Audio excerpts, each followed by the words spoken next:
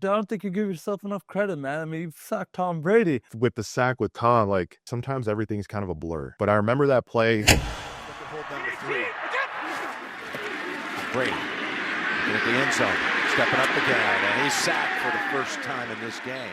Kind of unfolding, and I'm kind of just like, it's a little bit of like you're doing something called a middle push, and essentially you're trying to clear up whatever it may be for the other rushers and then kind of cover for them. And I remember Tom kind of like looking around for his reads, blah blah blah, he's not seeing much. Okay, step up a little bit, no, still nothing, and he starts running. I'm just like, dude.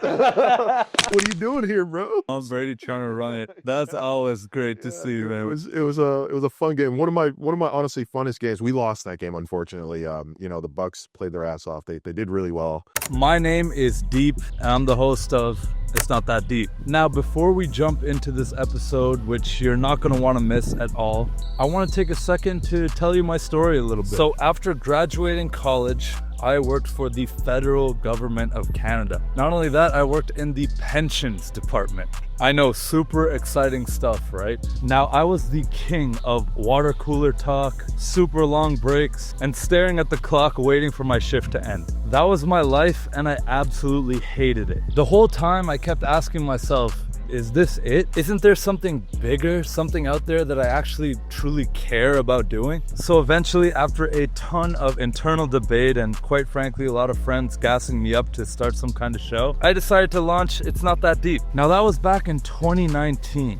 The whole premise of the show was to connect with people who I find interesting and to learn how they are realizing their potential in whatever domain. Now, I also wanted to have some kind of show where I could document my journey, something where, if I have kids or grandkids one day and they ask, what I was doing at 26, 27, I tell them, go to YouTube, check it out. So that single decision flipped my life upside down because it led me to meeting a bunch of incredible entrepreneurs, CEOs, athletes, artists, and everything in between. From there, connecting with the right people led me to starting my own media company. And that's when I met my current business partner, Jamie Lee, through this podcast. So then in 2021, we launched Deep Social Brands. Fast forward to now, we've done over $2.5 million in sales. We've traveled the world, moved countries, built teams, built incredible relationships, and we've gotten to film content all around the world. Like right now, I'm in Panama. We're filming content with one of our clients. And the crazy part is I don't even have 1,000 subscribers on YouTube yet.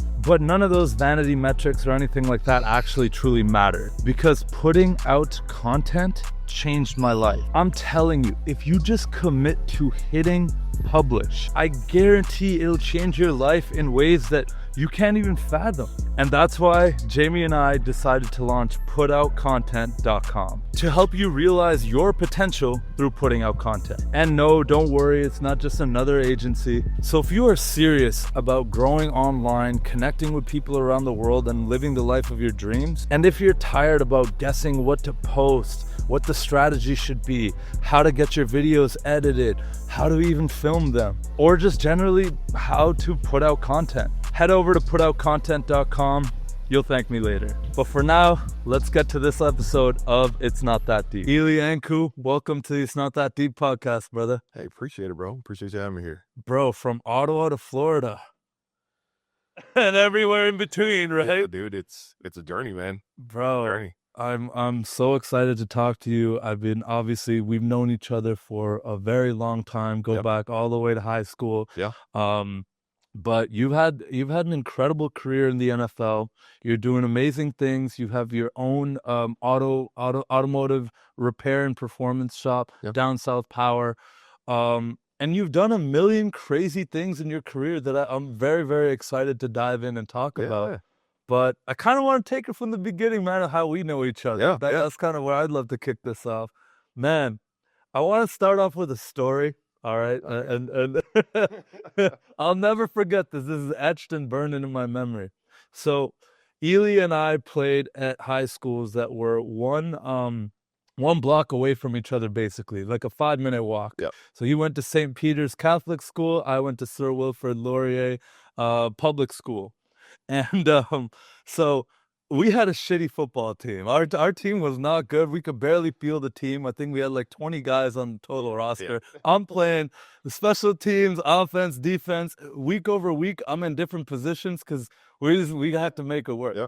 St. Pete's, on the other hand, let's just say they had talent. They were deep. Y'all had champions like multiple years in a row. multiple. Yeah. St. Pete's was where you'd go if you wanted to take go somewhere with football in the future.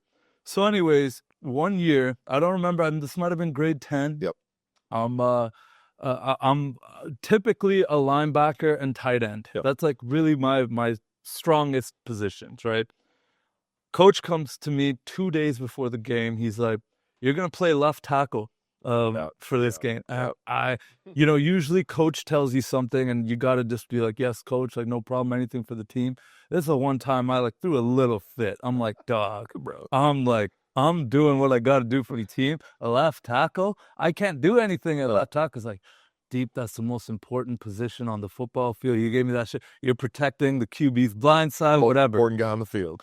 I'm like, dog, we're playing St. Pete's this week. I already know that's going to be a crazy game. And then I find out you're playing. Yeah. Who's lined up against me at D end is this guy right here. Yeah. And he's a big dude. Now, he was a big dude back then, man. And lo and behold, I'm playing. This is early in the game. I'm lined up at left tackle. I have no O-line experience. I back up, whatever. I don't even know, some kind of passing play. And Eli rushes me. The most gentle giant. I can't emphasize this enough. Basically picks me up. I'm like airborne at this point and just tosses me aside. I land, pop my shoulder out completely. I'm done by the game. I'm destroyed. I'm like, yo, coach, like I'm telling my coach, I told you, bro, I don't want to do this. And you come up to me, bro, and you were so fucking sweet. You come up to me, you're like, bro, are you good? I'm so sorry. Like, I didn't mean nothing by that. You probably don't even remember this. Yeah. I remember it because I was like, bro, there's levels to this shit. So I just want to kind of prime the podcast with that. That's a great core memory, bro. Like, holy dude. You know what though? Like a lot of those games, I do get a lot of flashbacks about it. And it's funny enough, my brother, he helped me out making like a highlight tape about that year. And looking back at those clips, I'm like, damn, I'm a lot bigger than a lot of kids out there. And you were like one of the bigger kids, honestly, that I played It's against. not like I was small myself.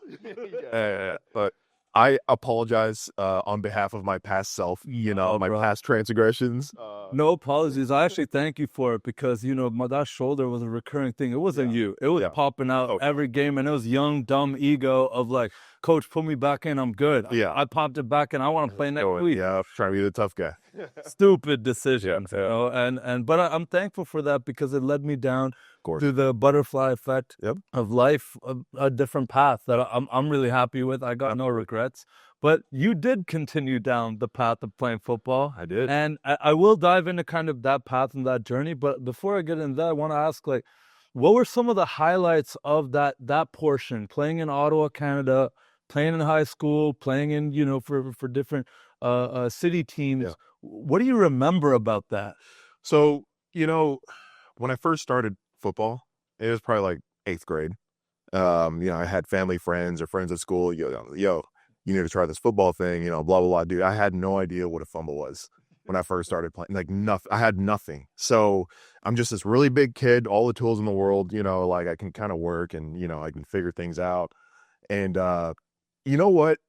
I feel like football in Ottawa, at least growing up and playing with the Panthers, playing with St. Pete's, the Sooners, it was a period in my life where I got to learn the game, right? And so that's something I'm thankful for. Like all the people that I ran into, yourself, coaches, other players that I played with, dude, there's a few guys that I'm still very good friends with, Michael Bennett, Daniel Chimala. Those are some of my closest friends that I'm still in contact with, but those were the guys that I was learning football with. And so competing every day, I'm racing Mikey every day after practice. We're doing the sprints and me and him always got to get into it, who's going to win. And it was, by the way, I was always winning.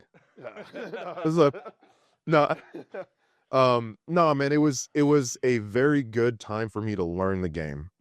And that's something that I will truly always be thankful for with Ottawa football. And that's why, like, a lot of times, like, I feel the need to go back and get back in touch with my roots. Sometimes I'll just drop into St. Pete's and just walk around the hallways, say what's up, or like, see whatever the coaches may need over there. And that's, obviously whenever I can. And Yeah. I get that, like, pro sports football right now is very busy. And so making it kind of line up is difficult. But whenever I do get a chance, man, it's truly a blessing to see kind of how the sport is growing, but also, where it all started. So to me, that's exactly what it was a learning phase. Totally, man. And like beyond the learning as well, the camaraderie, the learning from people around you and the teammates, the coaches, and winning some championships. Like that's always fun. The glory and stuff. It's kind of addictive. It's kind of fun. You're like, oh shoot, like we won some in tier 2. Yeah. And I remember that feeling. It's like, even though it's like on the grand scale, things pretty insignificant. Yeah. That's pretty cool, man. Like that's a good feeling with your boys. Like you worked hard towards this common goal, and that's something that you still have with you today when you play. Absolutely. That's something you carry on, through the rest of your career, right? Like it's no different from Pee Wee football when you're 13 years old, 14 years old, and you're trying to win city, or, you're in the NFL and suddenly now you're trying to play on the biggest stage, trying to win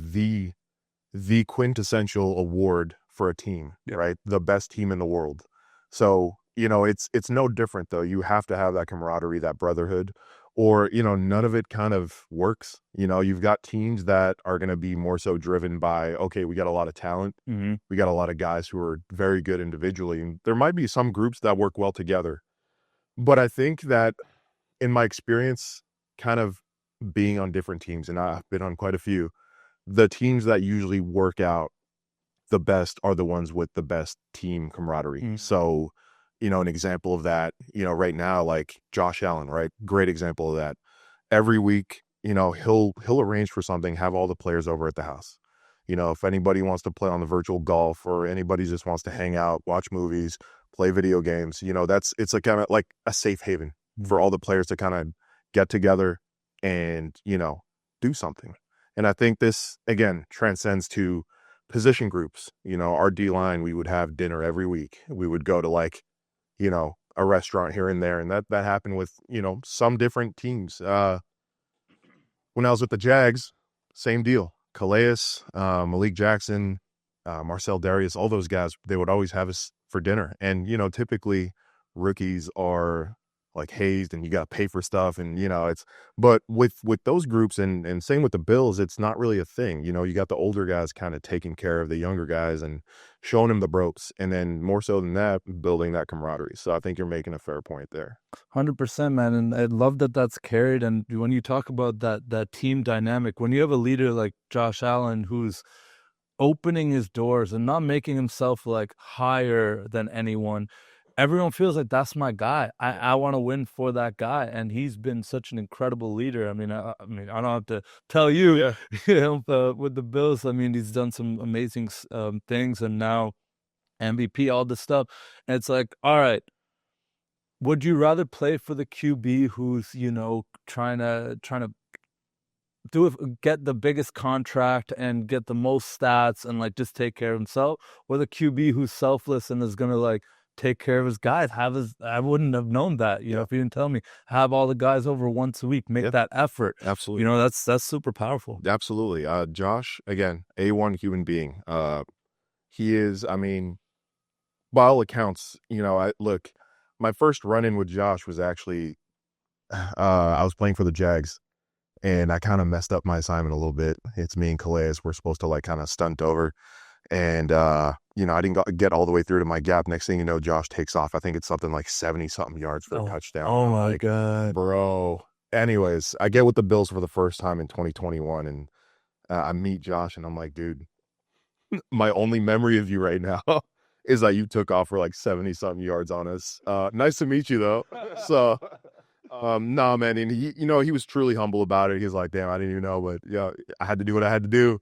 But, he's the type of guy that you give him your name once, dude, he's going to remember it, shake your hand. And, you might meet him again in, I don't know, 2 months, 3 months, and he'll know exactly who you are. And I think especially with his award speech, the MVP award speech, it was kind of like a micro, like it was all encompassing of the person he is. You got Slick Rick in the mailroom, and people may assume like, he may not remember me, and but of course. But Josh is definitely one of those human beings, man, and he's truly a great guy, and definitely attention to detail is his strong suit, and I respect that from him. Going back to the Ottawa days, what do you think set you apart with your, that let you get to the next level? Well, I'll tell you what. So when I first started football, it was kind of like a 1 foot in, 1 foot out type deal, right? Like going to practice, all that stuff. I was kind of like, it's late. I don't feel like practice. A lot of work. It's a lot of work. With school and of course. Social, whatever. Yeah. And, it was really my first time having to commit to something, right? Because before that, it was like, I had cadets, which was really dope. Like my dream was to become a pilot. And, that was a whole, like a great part of my life. But, when I started picking up football, that I had to really lock in because it's not a once a week thing or a twice a week thing. Now you're like practicing like 3-4 times a week with, some other kids, and the coaches want sometimes twice a day. Yeah. No, exactly. Yeah. So, for me, it was transitioning from, okay, I'm doing this for fun to I can really make something happen for myself here. And I think for me, that moment was, there was 2 people that I met. And initially it was Godfrey Lewis. He used to play running back at Bowling Green State University. And I kind of met him through OVFL. He was kind of like one of the coaches, like, you could really like, make something happen here. So that got my wheels turning. Eventually I ran into Victor Dodondo.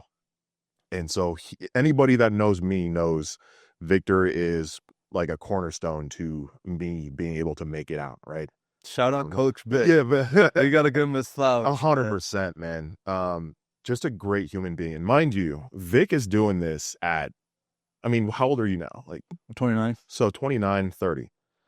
Vic is doing this at 21 years old. Think about, like, let that sink in. Let that truly sink in. A 21-year-old who's in school, just got out of the military. Military background, yep. Training kids, doing all this other stuff. And he was also absolutely yoked. Yes. That helped. Yeah. Seeing a guy who's like, I want to be like that. Yeah. Oh, 100%. It's truly having the conversations with him kind of like elevated first of all, my interest in making something happen with football, and 2, committing myself to it. And well, for context, those who don't know, Coach Vic actually went and started the Gridiron Academy, which the whole kind of purpose was to mold young athletes to help them get to the next level. Absolutely. Sorry to interrupt. Yeah, no, of course. No, that's exactly what it is. He made the Gridiron Academy, and it's funny because like I was one of his first athletes, right? It was me. It was Julian Moore. I remember Julian Moore, epic running back, dude. He used to run circles around. Oh my God, I remember, man. Some of those shoulder dislocated. Him getting the edge on me, man. But no, man, like, it went from like, look, Gridiron Academy started with such a humble beginning. You look at how we started, and it was, Eli, we're gonna go to Ottawa U and work out. Cool. Guy sneaks me into the Ottawa U gym. It's this tiny little box, brick walls everywhere. And like, there's the plates, they're like worn out, rusted, this and that. And we're just moving weight, bro, moving weight. And, it's like 10:30 PM. Finally we get out, and, he drives me home. It's like, all right, same thing tomorrow. What happens is you stack those, it becomes a habit. And so, 15-year-old Eli, I'm doing this again and again. And finally I go to, again, going back to Godfrey Lewis's section of the story, and he's running a combine. So that's my first event, is a combine in Toronto, which you got all the CIS schools kind of showing up to. And I'm like, I'm nervous, man. Like, oh man, I gotta make something happen here. Sure. Yeah, of course. And, it was great for me to learn outside of what was NCAFA or OVFL, that there's other kids with a lot of talent, a lot of speed, a lot of everything. So then that pushes me even further. How can I push myself even more? And so, and this is all Victor driving us around. driving. I'll send you a picture, bro, but it's literally just me in some t-shirt, cotton t-shirt. There's Julian, there's David Anasabua, and his little brother, and it's just it's funny going down memory lane and seeing like, man, we really used to like this 21-year-old is driving us around and like trying to get us out, get us to experience this thing, and that kind of built the precedent for me and my journey and like, making things work. Victor was not easy on us either. Like, I've had a lot of deep talks with him, and he would push me. If I did not show up like I should every single day, he would push me to the point of like mental, emotional exhaustion. And this is a lot for like a 14, 15-year-old kid, but like, you just want to chill and fix it with the homies, bro. Everyone else is having a normal life, and there's like, he's investing in you, and you want to like give him that back because you see that he's putting this effort in you. Absolutely. Sometimes you just want to chill. Oh, 100%. 100%. I get it. But the thing is this, right? Victor, one of the first things he said when he sat me down, he's like, I want to go talk to your parents as well. One of the first things he said is, if you want to go down this rabbit hole, I have one condition. You have to put twice as much effort into yourself as I'm going to put into you. Ooh. So for like a young kid to hear that, they're like, okay, I can make my dreams happen. But now I'm seeing this guy like really batting for me, right? Driving me around the US, driving me around to Toronto, driving me here and there on his own dime. This is not like, oh, I'm paying him. No, it's I'm having to come up with this stuff myself too. So yeah, obviously my parents were very supportive with it. And, and I think a lot of it has to do with like, my parents are from a tougher background, and, Vic was tough on me. If I look at the guys that he's kind of like, getting up now, and I compare it to like kind of my generation of guys who were training under him, dude, it was some sickening work. Well, he was figuring it out himself, and you got to think he just came out of the military himself. Yep. He has his whole life experience. Absolutely. He only knows what he knows. Absolutely. But what he knows works. It works. It works. Statistically, right? There is no other, right now that I know of, other trainer or coach in Canada who is sending this many athletes to D1 programs to go on full scholarship. And at this point, let's be honest, with the new NIL stuff, you'd be hard pressed not to find someone with a 6-figure salary playing college football. Yep. That's insane. Yeah. For a young kid to be making that much right now off rip is absolutely insane. But guess what?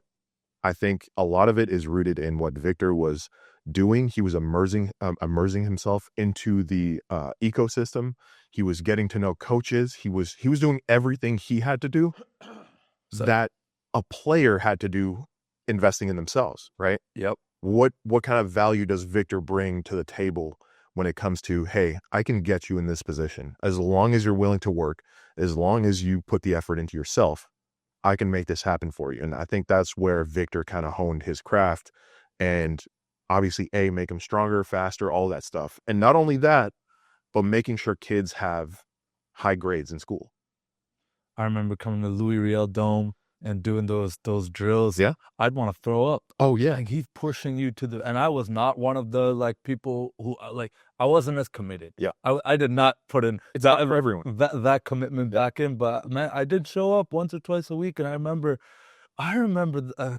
just, bro, I'm like, dude, this is too much. I'd still do it. I'd still have fun, and I love football, right? But there's a difference between like having a love for the game and doing what is required to take it to the next level. Yeah. So what was that transition then from, okay, I'm playing high school ball, you're playing, then you went to a prep school, right? How did that, what happened there? Yeah. So, well, first of all, I started off with Pee Wee, went to St. Pete's. After St. Pete's was a kind of weird time for me. I was 15 years old, and I went to play with the Sooners. And if you know the Sooners, it's like 18 to 22 years old. So that was a chance for me to really push myself against guys who were more developed than I was, age-wise. So that was a good time for me to like truly learn. I remember one of the guys, Tristano Ripponi, he was with the Sooners. Okay. He was awesome to me, man. And getting me into that environment at such an early age was a good thing for me to be able to like, okay, now I'm going to go play high school in the US. By the time I got to Red Lion Christian Academy, it's a small private high school in Delaware. During that time, you had the head coach, Dwayne Thomas. I ran into him from going to a camp with Victor. Okay. He was another guy that pushed me. It may not have been, the methods that I was used to. He's used to dealing with like inner city kids in Delaware, like Wilmington. Like these guys are going through a lot of stuff in their lives, right? And you know what? I think he was a net positive on all of those guys' lives. Mm. If you truly like look at it, take a step back. He was tough on me too. And I think that, again, this was a net opportunity for me to grow. Red Lion Christian Academy was a very good time for me to, again, elevate my game. I go from Canadian football, 3 down, kind of like having a certain rhythm to the game, to changing my rhythm completely. Now it's 4 down, right? Now you have to like deal with first, second down. You got 3rd down to truly like make something happen. Go after this quarterback. I've always hated that about Canadian rules. Right? You don't get a It rhythm. never made sense to me. You can never get into a flow because you're punting it. Yeah. After one thing goes bad. Yeah, absolutely. So it's tough with Canadian football. It's a completely different game. With Red Lion, as far as a life experience goes, it was a very good experience for me, and also like staying with my host family, which to this day I consider my own family. The Emersons, the Rick and Sue were the 2 parents, and then you have Carmen, Haley, Ricky, and they took me in. I was part of the family. I lived with them, for the time being, and it was just a great time. And also culturally, kind of adjusting to a new lifestyle. The American kind of setting. That was my first time truly experiencing what America was as a Canadian kid, right? So, right. And look, people might think that the 2 countries are pretty similar, and in a lot of ways they are, but they're also very different. Yeah. You notice these subtle cultural nuances and differences. Yeah, absolutely. Experiencing that with the Emersons was truly a life-changing experience. And I remember like truly having tears in my eyes when I had to leave. I was like, I don't want to leave. I don't, but you have to, right? Life goes on. Life continues. And, seeing them grow and each of my siblings over there building their own families and having kids was truly like, it filled my heart. It's nice seeing that for them. But, that was a time in my life where I get to experience American sports for the first time, right? So I go from St. Pete's, you might see 200 kids on a skipping class to go watch the game.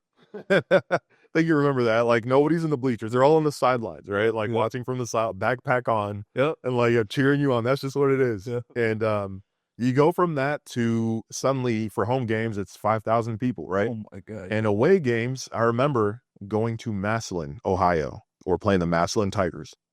And this is the first time in my life I see something so like insane. I see this 50-foot inflatable tiger, getting rolled out, and this actual live tiger.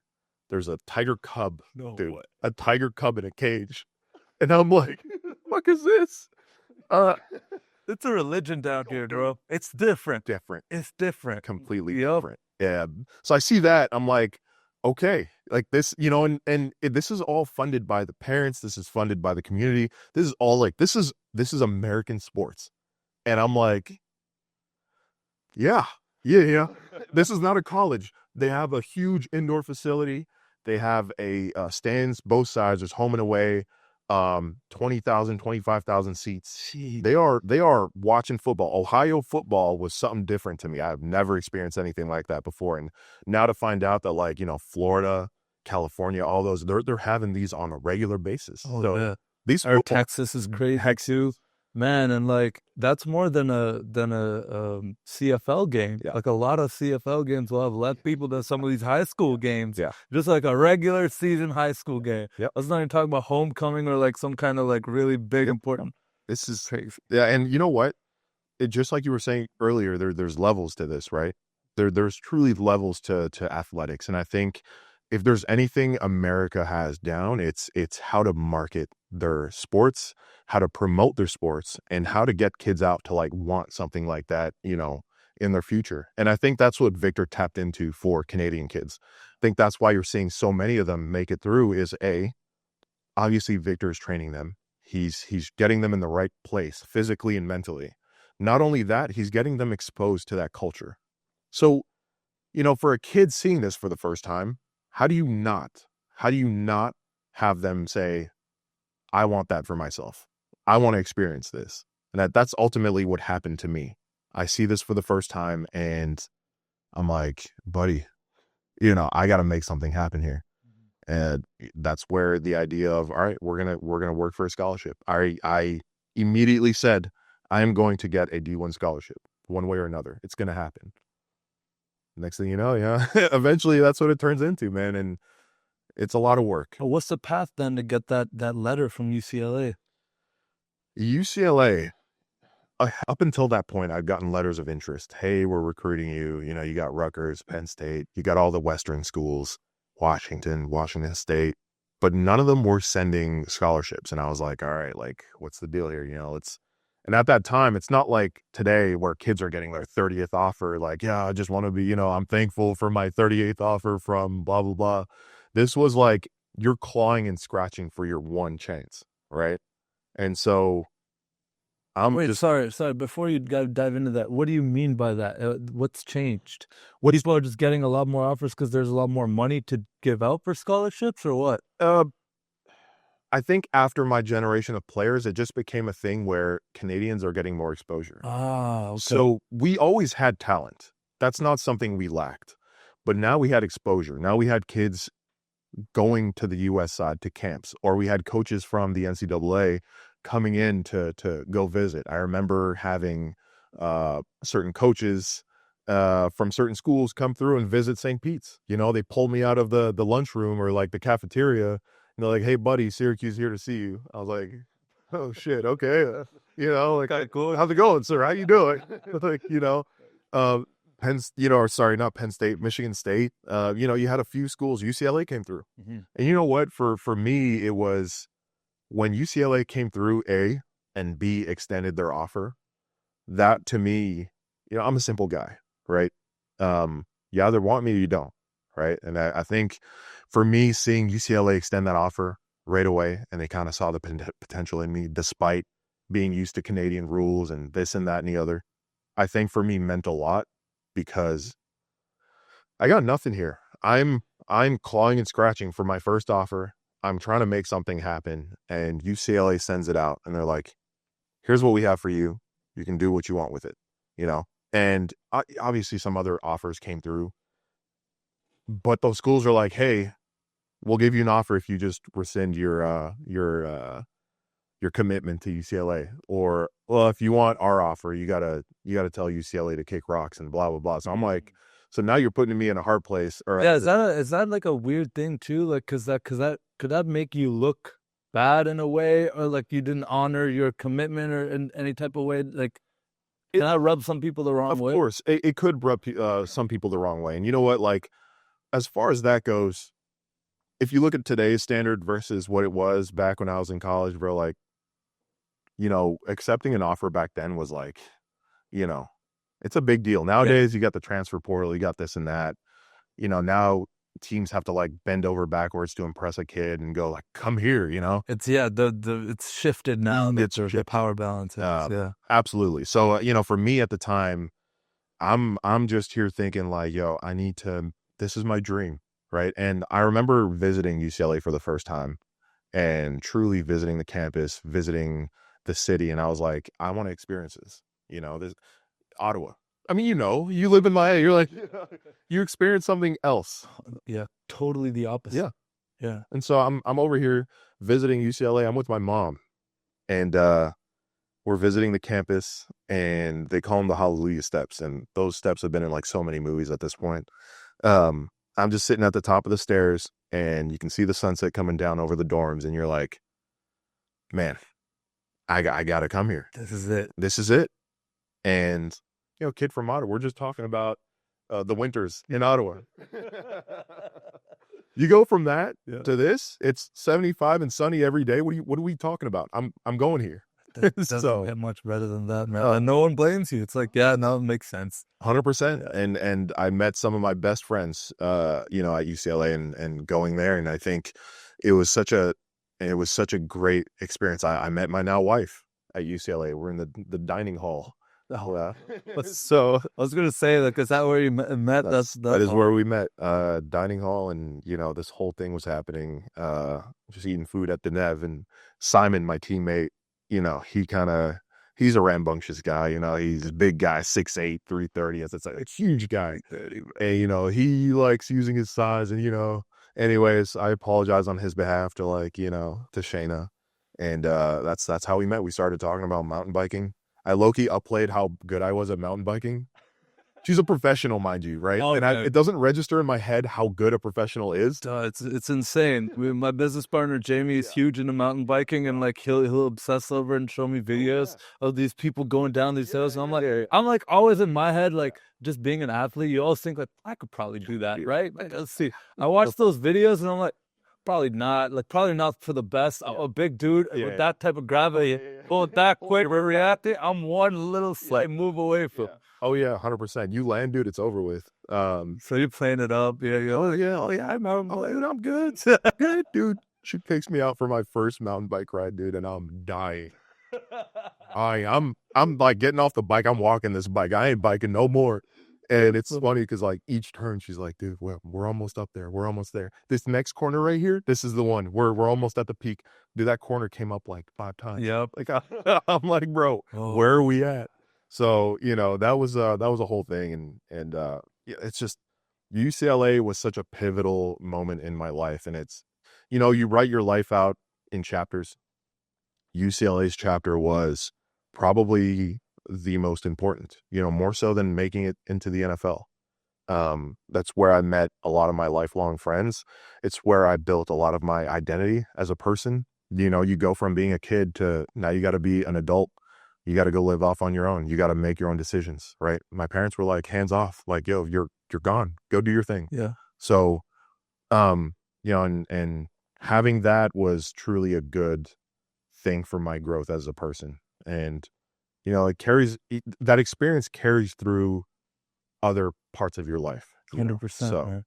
And, in a small way, I did not get to go to college outside. I went to the University of Ottawa, right? And I lived in Ottawa. So I stayed at my parents' place in Orleans in the suburbs. Yeah. So I always would have like this longing for like the U.S. college experience and stuff. But what I did get to do is, go on an international exchange. So I studied abroad for like 9 months, my 3rd or 4th year. And I studied in Norway. And that was my first time, like, not living at home with my parents and getting that freedom, meeting people from all around the world. And I'm close friends with a lot of those people to this day. That experience shaped me. It was transformative. Yeah. And so I could totally relate when getting out of Ottawa, getting out of your parents' crib and absolutely. like, going and actually doing something, you start to see the world and you're like, oh, shoot. There might be a better way to do life.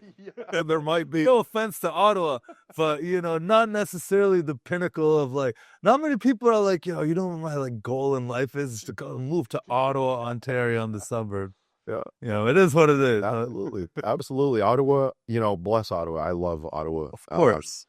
For anyone from Ottawa, I think the common denominator that I end up seeing is I got to get out. Because like we were talking, man, like, it's a great city. You want to settle down and have a comfortable lifestyle. It's very good. And a lot of people want that. Yeah. There's nothing wrong with that. There's nothing wrong with it. If you want stability and you want a decent life, man, live in Ottawa. It is getting more expensive now, granted. It's getting... But, growing up, the status quo was you're going to go through high school. You're going to go to Ottawa U or Carleton. And you're going to go work in the government. You're going to go sign up in one of those giant buildings downtown. The ones that are like halfway vacant. Super ugly. They're there, Prison, basically, yeah. But you're going to go work for the government. You're going to have a decent lifestyle. You're going to get you a little crossover, raise a family, get the baby seat, go get a house. You got it all. It's all laid out. You're going to go to Parc la Gatineau every few weeks, go get a hike. Yeah.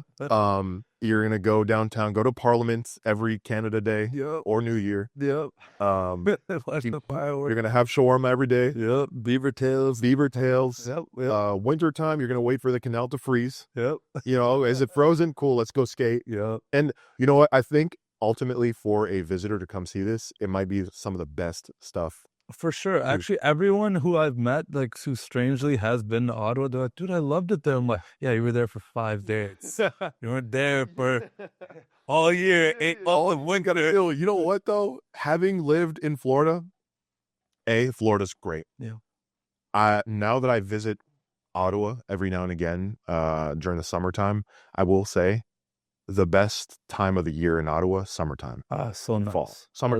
I love that, like, Oh yeah. late August, September. Dude. It's perfectly hot, but then in the evening, Yes. throw a little hoodie on, Yeah. get the fire going. Yes. The leaves start coming down. Oh I'm like, my God. it's Dude. bro. I will say, I totally agree. Yeah. Now visiting, Yeah. knowing I don't gotta live there, Yeah. Ottawa's kind of great. Like, 100%, dude. This is 100%. The thing that I do remember is all the kids from Orleans going to Place Orléans. Oh yeah, Place Orléans. That's where everyone hung out. That's where all your middle school, mom dropped me off at Place Orléans. I knew to go to the drop me off at Place, mom. All the homies were going to the food. Yup. Oh, you're so funny. Go to A&W, get your little mama burger. You're good to go. For sure, man. And look, Ottawa definitely shaped us. And, just kind of to move on from that point, Yeah. I mean, look, the way I view it now that we've kind of made it out of there, we can appreciate it. Of It's course. tough to appreciate it when you are in it and living in it, and you do have ambitions to go beyond that path that you just clearly laid out, which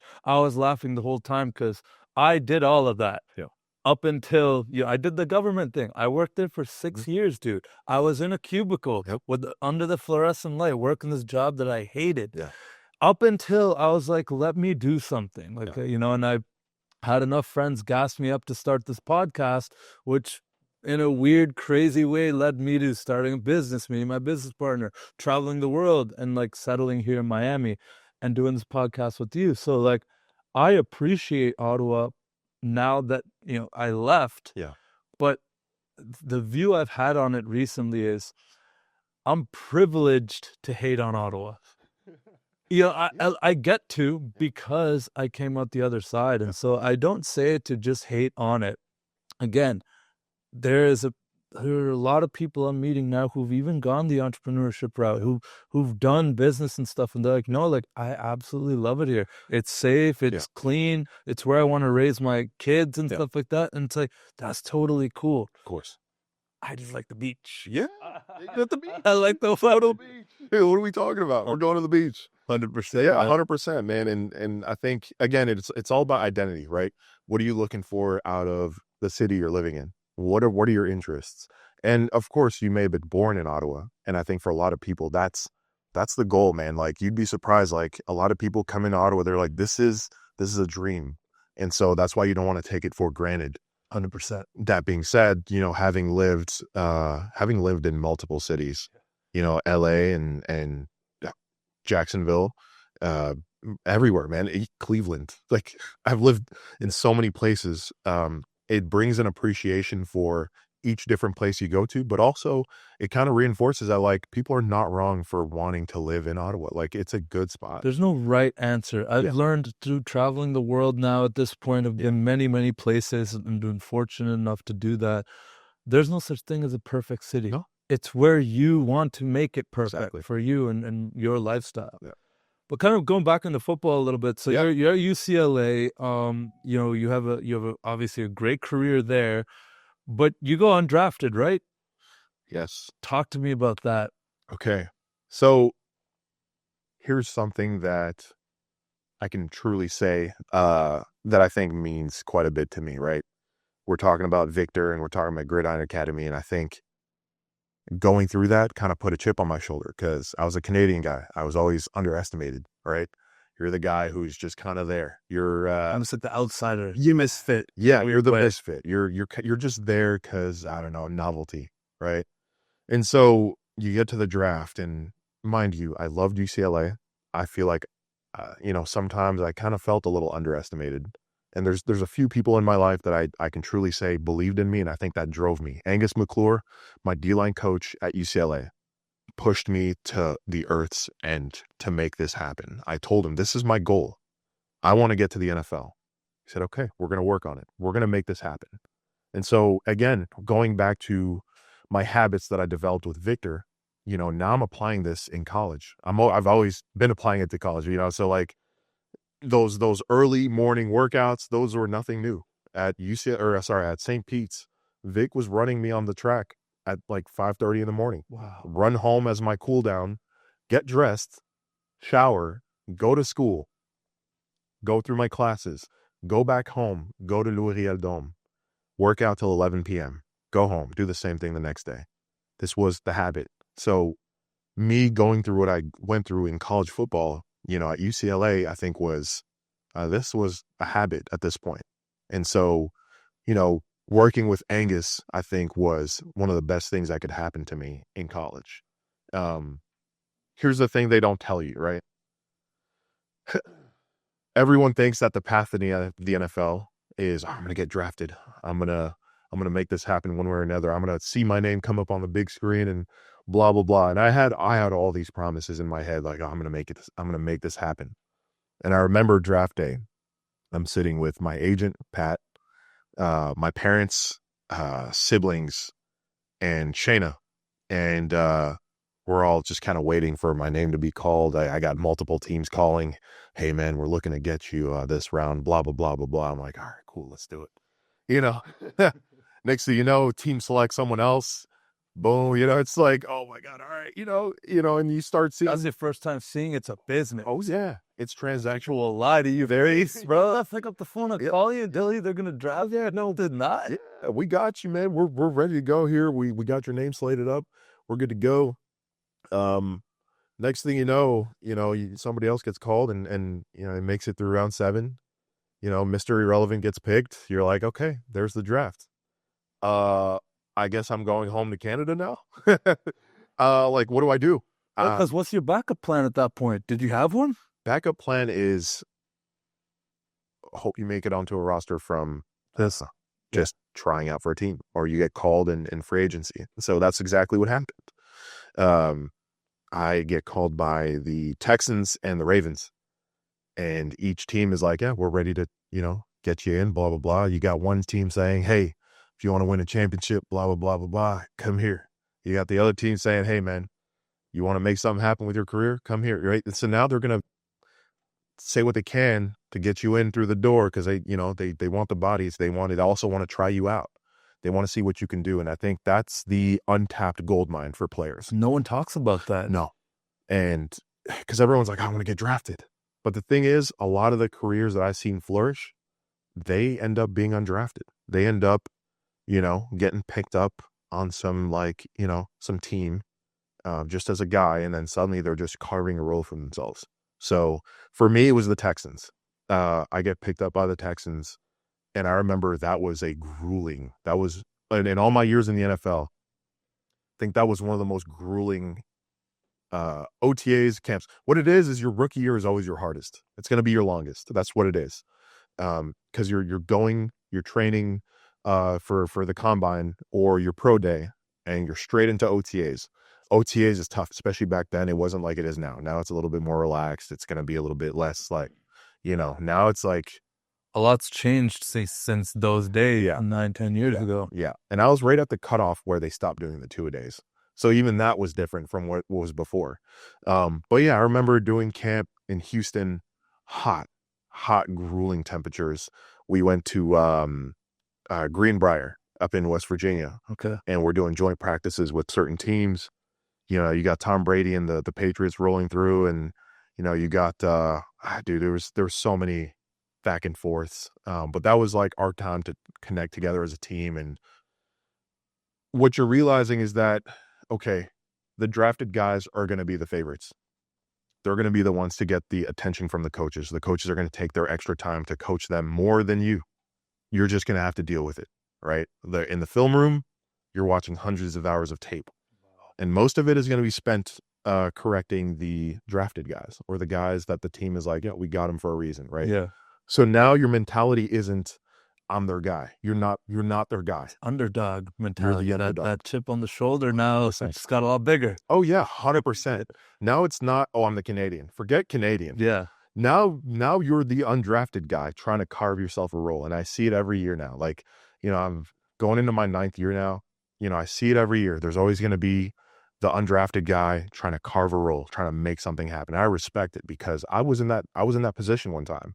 And I feel like I always take the time to give them that extra little bit if they so desire it, right? Like, yeah, almost like a mentor role. Like, exactly. do you actually step into that for some people? Yes, absolutely. And I think it's very important for me, not only for them, but also for myself, right? Because as a rookie, that's what I would have wanted. And that, some players were that for me. And so, having that experience kind of like, okay, I need to do that for the next guy. JJ Watt, DJ Reader, he was still young at the time, but he was helping me out a lot. You had a bunch of dudes. That's back when Jadeveon Clowney was with the Texans as well. And he was a funny dude. I love that guy. But JJ was kind of that guy in the room where he would take the extra time to kind of like, show you the little bit of extra stuff, or after practice, kind of like walk you through some drills or whatever it may be. And even the coaches, it was kind of like that role they took on. They kind of see it. You're a young guy trying to make it. And I think having that mentality is what pushed me to go into now my 9th year in the NFL. It's so crazy that no one talks about that aspect of things because, I think outside looking in, a lot of people look at NFL players as big ego divas who only care about themselves a lot of the time. Yep. Right? That's like a general, obviously that's not true, Yep. but it's how people view Yeah. athletes just in general, right? But when you actually look at the human, and I know quite a few, these people are not like that. There might be some people who are a little bit more flashy, diva, whatever. Yep. But like then when you get down to the human level, a lot of times people just want each other to succeed. Yep. And even if it is a business, at the end of the day, it doesn't necessarily have to be a zero-sum game. I actually think you get more out of bringing people up with you than not. But would you agree with that? 100%.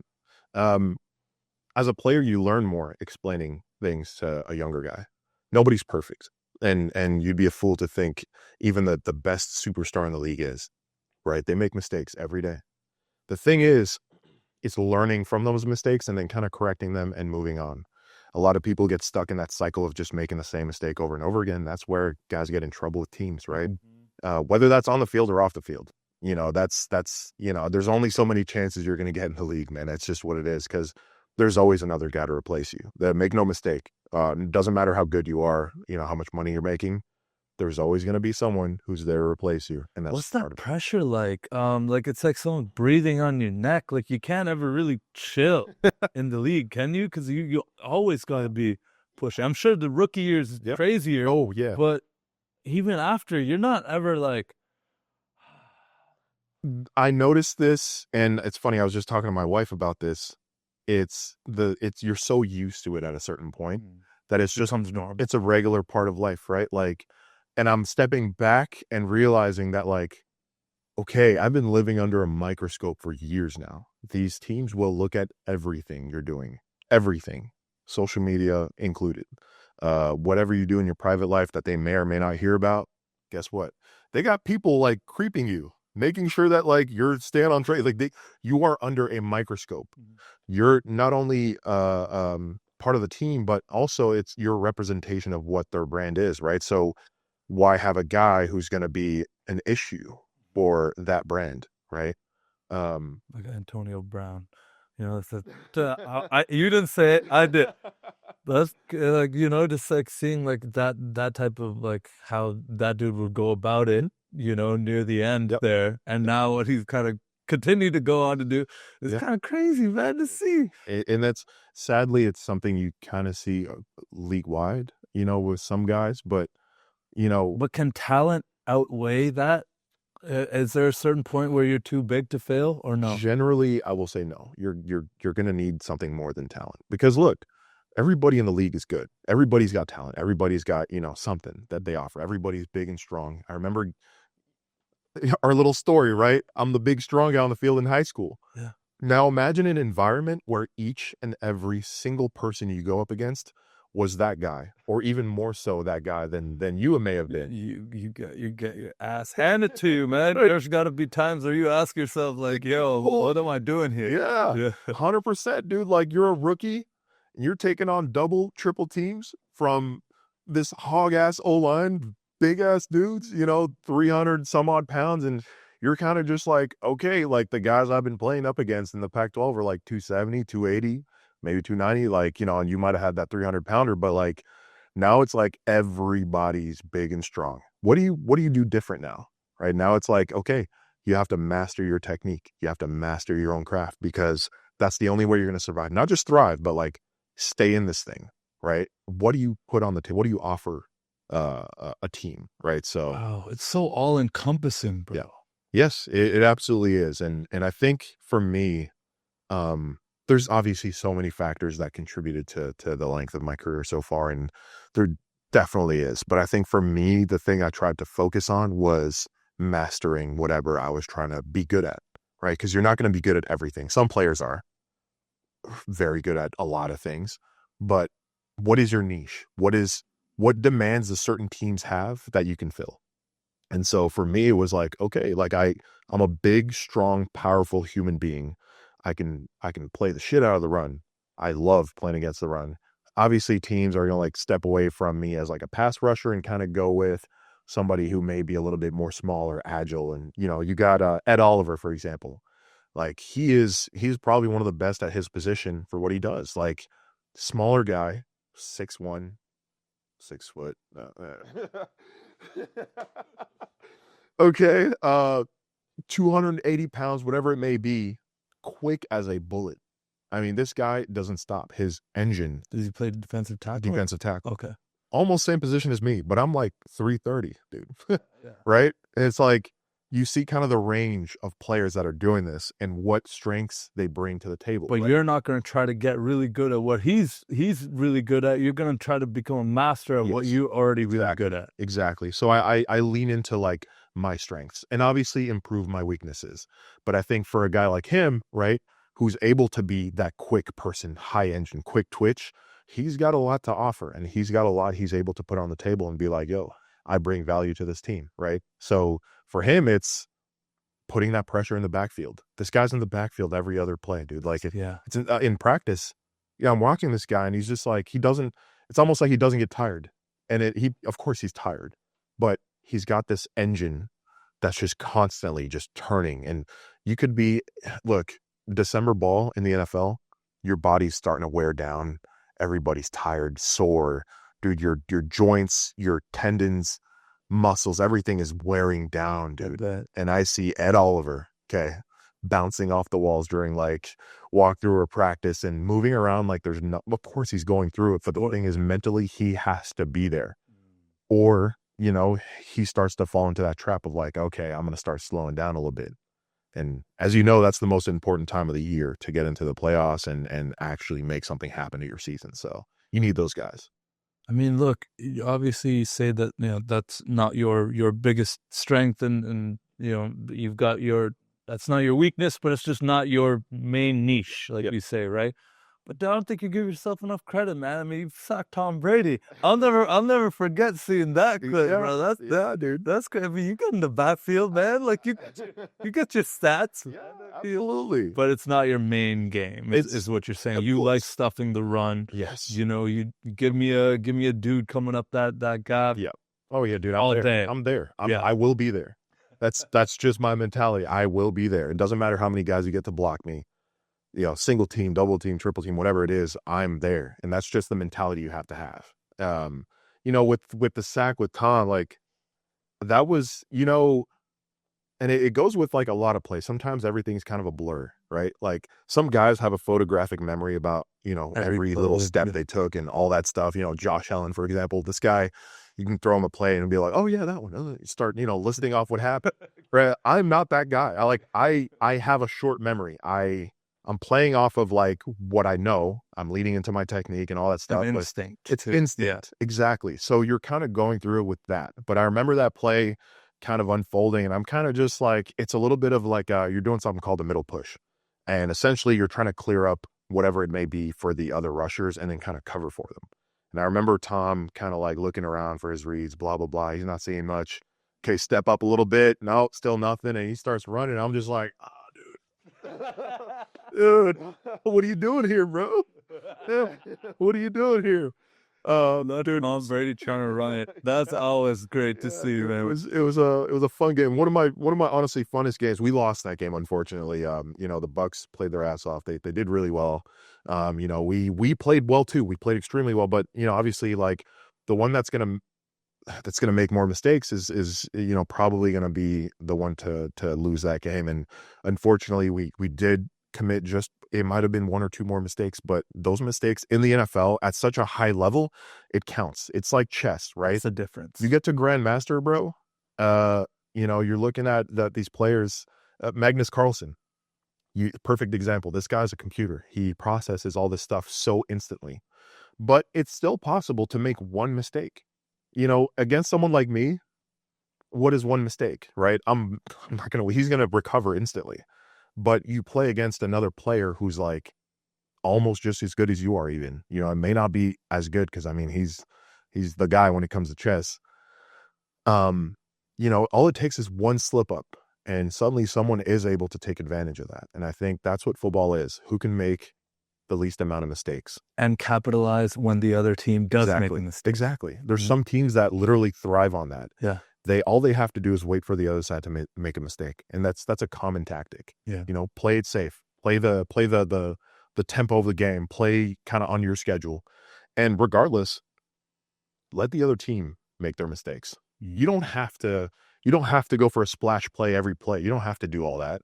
All you got to do is stay on your schedule and wait for the other team to kind of slip up, and it happens. Like, it may be a drop here, a drop there. Oh, suddenly it turns into a turnover, right? A takeaway. Sometimes you got to make your own luck. Yep. Christian Benford, one of our corners from the Bills, that's one guy that has truly been building himself up. And one thing he does very well is the peanut punch. Peanut Tillman was known for punching out the ball against NFL receivers or running backs or whatever it is. And that kind of became more of a culture or a movement in the NFL. Now everyone's, doing the peanut punch. Yeah. Christian Benford, through practice and games, he's one of the best right now. And, seeing him kind of make plays happen, not just come to him, but make plays happen is truly something to watch. And it's not necessarily just waiting for a mistake to happen, but yes, of course, take advantage of those, but sometimes you got to make your own luck. And I think that's the thing that separates him from like other corners in the league right now. So, Eli, I mean, you did kind of touch on this a little bit, but I do want to dive in a little bit more. I mean, playing with injuries, right? I mean, look, we're talking about the NFL here. Yeah. No one's expecting you guys to be perfectly in shape and all good to go, not hurting all the time. Yeah. What are some of the injuries that you've dealt with in your career, and what's that been like? So, I'll put it this way. I feel like the injuries that really get you is going to be either the really bad ones or the really mild ones. And by that, I mean, obviously, knock on wood, tearing an ACL or, breaking an ankle or whatever ligament, that's going to be real bad. But I think the one that really affects careers more than you would think is soft tissue injuries. And so something that's become more of an interest for teams and players is, how do we prevent these soft tissue injuries? So, for me, for example, like I did dislocate my elbow in college. It was a play against Christian McCaffrey. I was shedding my block, we're playing Stanford, and I reach over, and that's something they tell you never to do as a D lineman, is try to reach over into your gap and just hope the hard way, brother. Well, it's one thing when you do it and, I didn't make it, great, but it's another thing when you have safeties behind you that are like ready to take someone's head off. And in my case, it was my very good teammate Randall Goforth. He's running downhill like trying to take Christian's head off, and I'm putting my arm out. Next thing you know, boom, like this exploding. My elbow just explodes and like fall on the ground. Like, oh, this hurts. It felt like something I'd never felt before. And I like look down and I pick my arm up and it's just hanging. Oh no. Like it's just hanging. I'm like, oh my God, So, you got my teammate like, yo, Eli, get up. And then he sees my elbow and he's like, oh shit. So, those injuries of course are going to affect you, but the ones that really get you, and that's something I had, my second year, third year, fourth year, It's going to be like your, oh, I'm dehydrated. I pulled my hamstring. Oh, my calf. Oh, my oblique or something. Those are the ones that really affect you, because a guy like me who's, on the fringe, that affects that affects what you can put out there. Right. So like for me, I need to put stuff out on tape. I need to impress. I need to get something. But if I can't do that and I'm stuck doing nothing except riding the bike and rehabbing, it's tough. And so that's why I say it's either going to be the really bad injury where you're having to sit out for an entire season, or it's going to be that injury that just nags. And it's just enough for you to otherwise be fully healthy, but oh, my hamstring is hurt. So, I think those are the ones that really get you per se. Are you guys allowed to do stuff like stem cells in the NFL? I'm not too sure on it. I don't exactly know. I've personally never tried it or anything like that. I feel like I've always taken more of like a holistic approach to it and trying to like cross train. So for me, like cycling, especially with Shayna, it's become more of a habit for me. And I think that's definitely helped me out more, and also Healing through movement. 100% through movement. And, not only that, but hydration. That's something that of course you want to hydrate, but like early in my career, I didn't really see it as this thing I need to actively do throughout the day. It was always like, oh, I'm thirsty, let me drink. You should not be waiting till you're thirsty to drink. Then it's too late. It's too late. Do you take electrolytes and stuff too? Absolutely. Like, yeah. I'll be pounding that Pedialytes before practice. I'm getting these Pedialytes down and getting ready. Smart, yeah. 100%, because like you want that lubrication in your joints. You want your muscles to have something to be able to function. And if you are dehydrated, I think that's the highest risk you put yourself at for pulling a muscle. And I'm not a doctor. I'm not a physiologist, right? I'm not, but I do know experience. And I think in my experience, not being hydrated is definitely what contributed to my soft tissue injuries. And I think being proactive about that is the most important thing you can do to give yourself the best chance. I want to go back to, you talk about undrafted, go to the Texans, you go through this grueling camps and whatnot. How'd you end up in Jacksonville then? What's that? So I remember cut day approaches, right? Cut day is like, you heard about it if you watch like Hard Knocks or something like that. You hear about the Grim Reaper rolls through and starts picking out guys. You're in the middle of your lift and you come with me, and it's like a whole thing, right? And shout out to the Grim Reaper at the Bills. It's gotta suck. It's gotta suck even for them. It's just one of those things, man. I remember I'm lifting with the guys and finally, I'm seeing guys get picked out of the crowd, and guy rolls up and he's like, Eli, GM wants to see you, bring your iPad. Okay. And I roll in and he's like, yeah, man, didn't they give you the same speech every time? Like, it's nothing you did. You didn't do anything wrong. It's just, our need, and keep your phone open. We'd love to have you back on practice squad and such and such. And at the time I'm like, my career is over, like it's all over. You're a rookie, you don't know. And I remember going back to the hotel and getting my stuff together, getting ready for whatever may be next.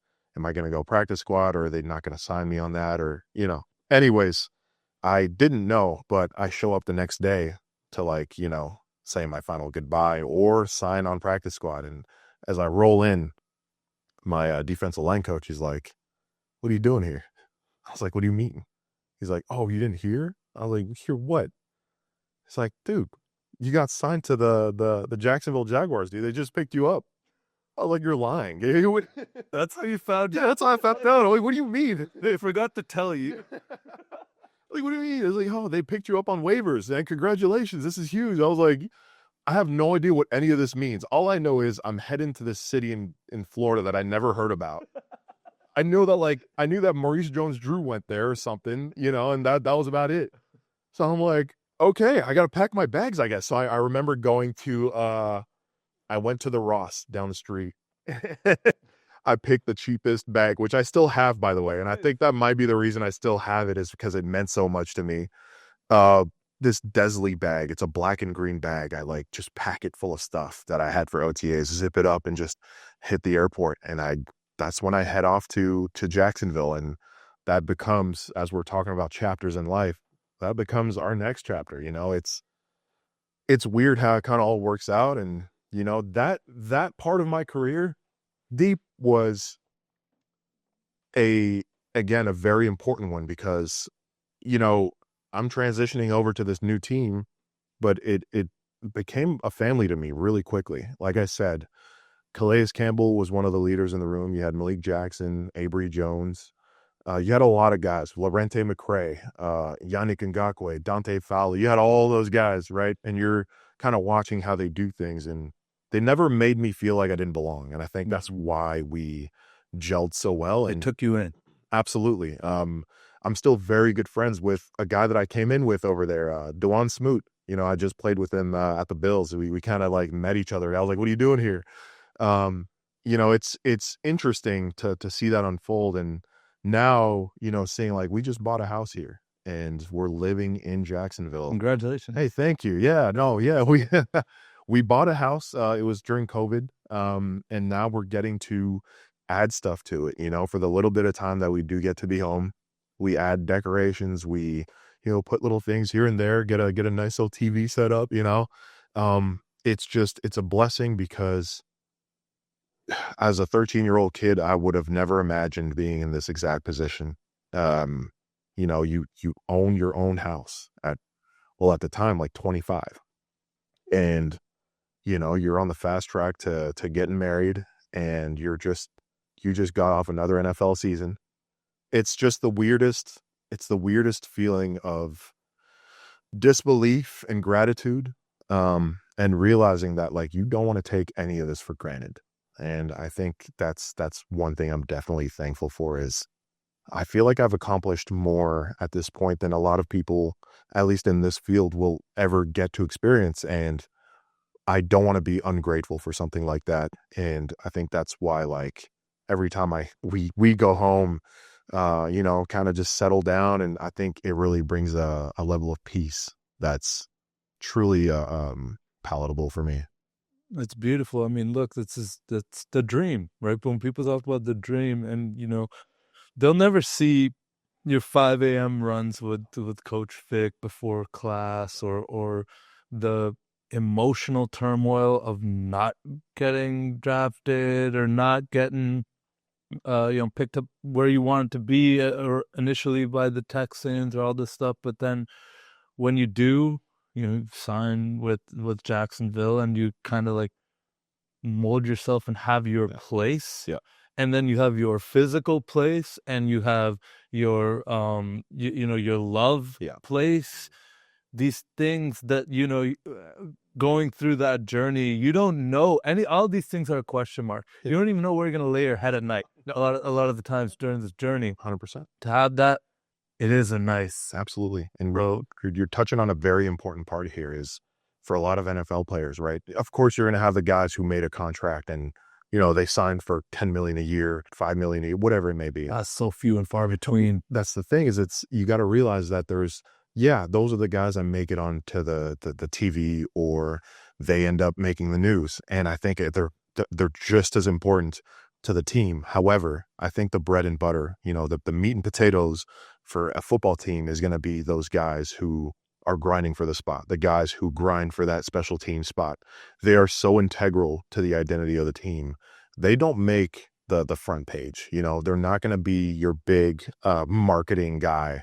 But if you're looking at teams who, again, are very successful, it's the teams who can get those guys into the building, keep them in the building, develop them, build them into something that's going to be a mature player down the road. And that, seeing that for a lot of players is like that is the dream to me, is finding your identity and just like keeping on chopping away at it. And that makes, I feel like, in my opinion, makes a bigger portion of the league than what people are exposed to when it comes to like media or social media. You touch on identity. I think that's such an important term, and I think it gets a little bit like lost these days, right? And people have different definitions of it, but how do you stay grounded in an identity? I mean, look, I've known you before and I know you now.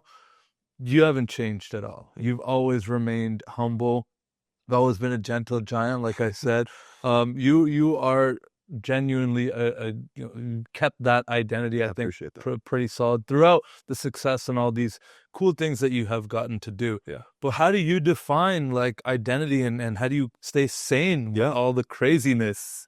You know, it's funny. You and I were talking right before this episode, and we were touching on the topic of, you know, when you strip away everything you have, strip away your belongings, strip away the car, the house, all of that, what's left, right? What is left at the core? And I think that's the important detail that people need to realize is like, and that goes for meeting new people, right? When I meet someone who leads with, well, I own this, or I have this much money, or I have a Maybach. Great. What kind of person are you? And I think that's who I probably resonate with the most, is people who are more grounded into who they are.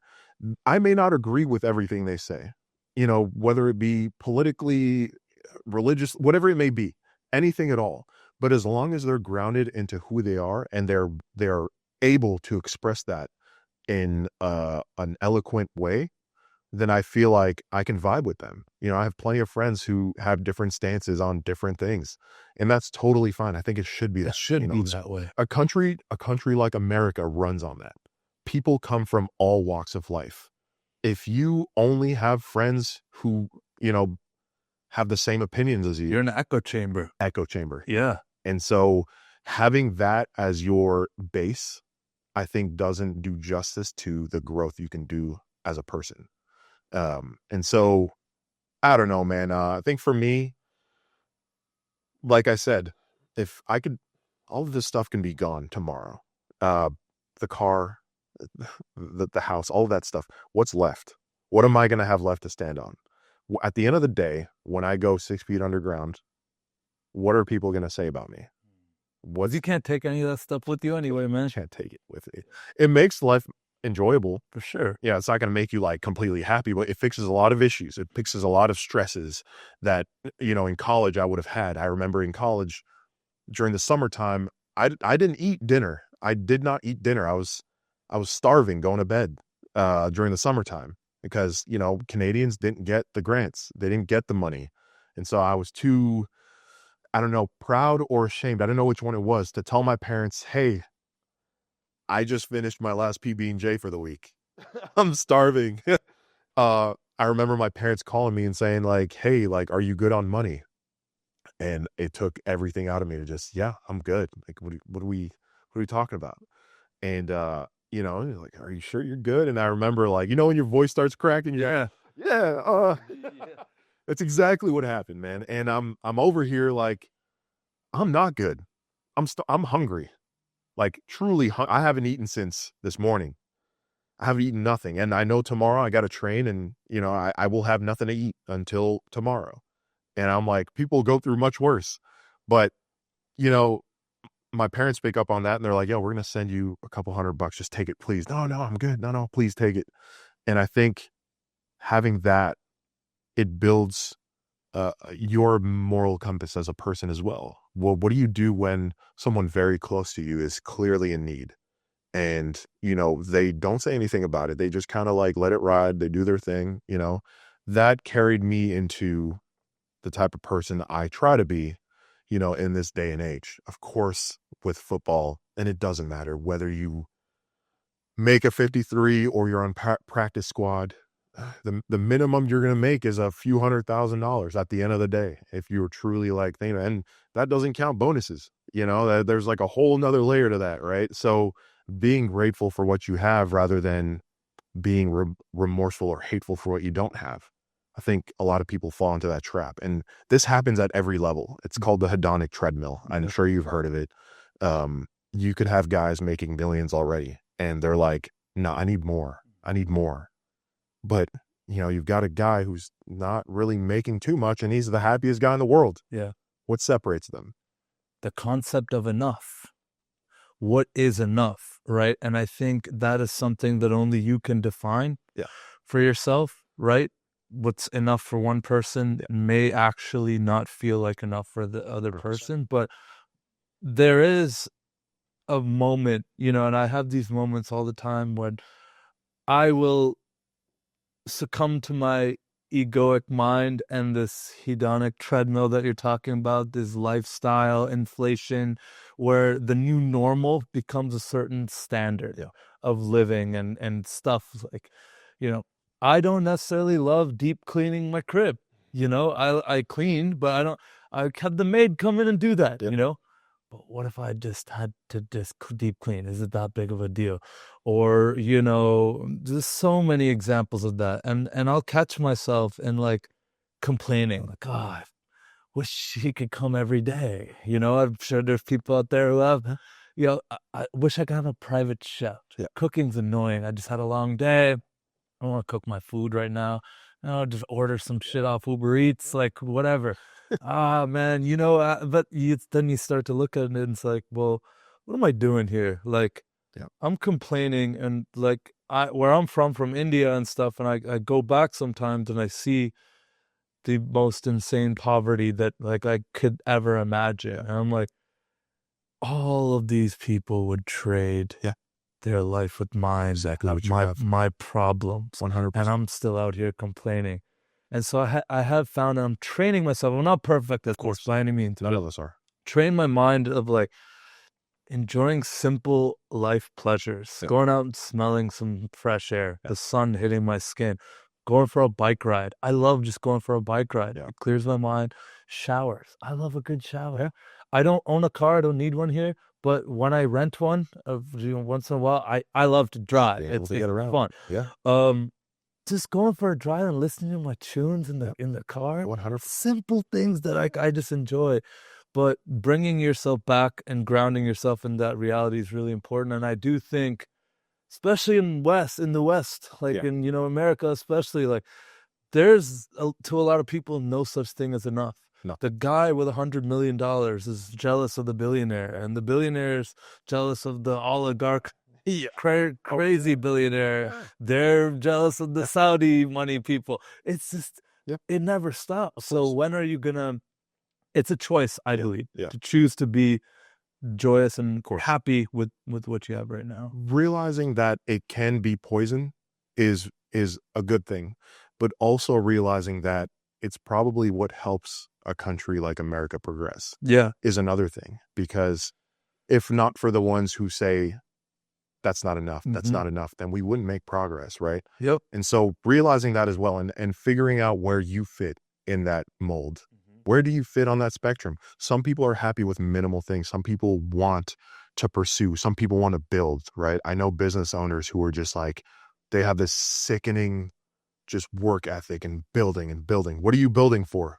I don't know, just more. I need more. Yeah, but it's like at what cost, right? You look at Tom Brady, and I don't know what doc I saw this in, but like where he was picked like in the 6th round or something like that, and he had like 6 quarterbacks drafted before him, and just obsessing over it. And I'm a huge Brady fan. So like when I watch that doc, I'm like studying this guy and stuff, right, and seeing things I pull from him that like I want to apply to my life. I'm not ever going to be Tom Brady, but just borrowing some of that greatness. Or Josh Allen, like all these people who are doing it.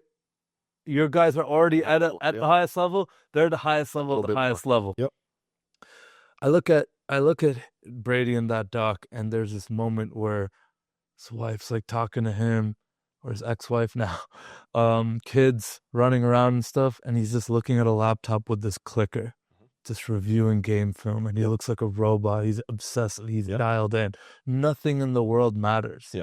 And I'm not saying anything about Brady, not being a good father or whatever. But I'll never know. You never know what someone's private life is like. Of course. But that dude had to make sacrifices. You look at Michael Jordan. A lot of people don't like the guy. Kind of an asshole, apparently. And there's sacrifices that you make to try to go to that level of greatness. And professional sports at the highest level requires that in a way, right?